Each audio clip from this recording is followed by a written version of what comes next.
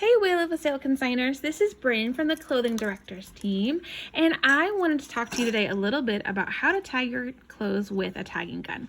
So basic parts of the tagging gun, you have your tagging gun with a safety guard on the needle.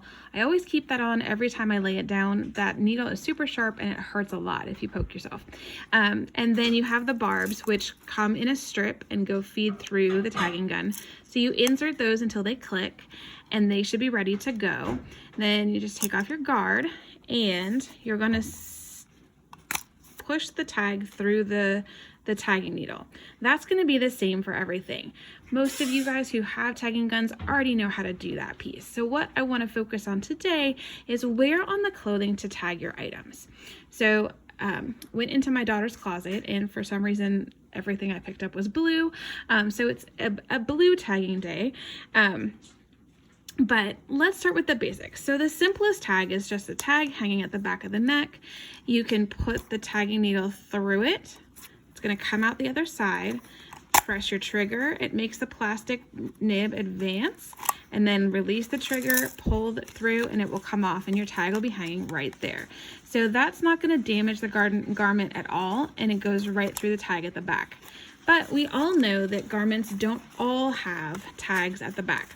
So I'm not going to continue with the tag. It's going to get in the way of you seeing it, but that's the general consensus. So pretend the tags are on these when I'm showing you. Here's another one with a loop at the back.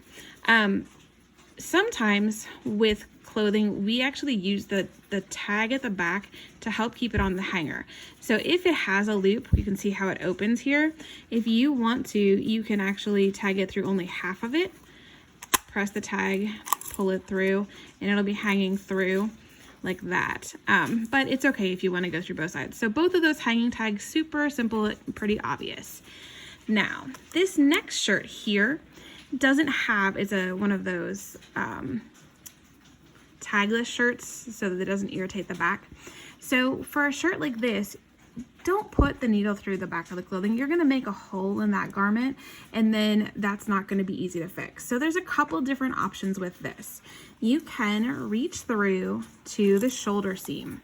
So this is the seam of the shirt. The two pieces of fabric were held together like this and stitched.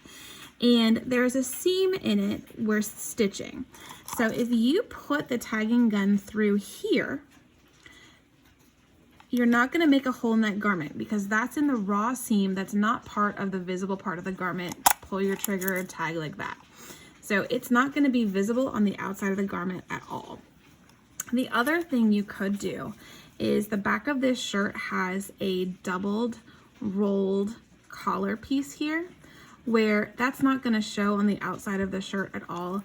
So you could also put the tagging gun into that and then come out of it. I'm not going through the back of the garment. I'm literally going along the side of it. Pull the trigger and tagging gun like that. It might make a small hole, but it's not going to be something that's super visible, and it's certainly better than through the outside visible side of the garment. And then last section here, this sweater, it has a tag, but the tag is stitched down on all sides. So if you're going to be tagging through that, you can sort of feel how to separate the tag from the back of the sweater.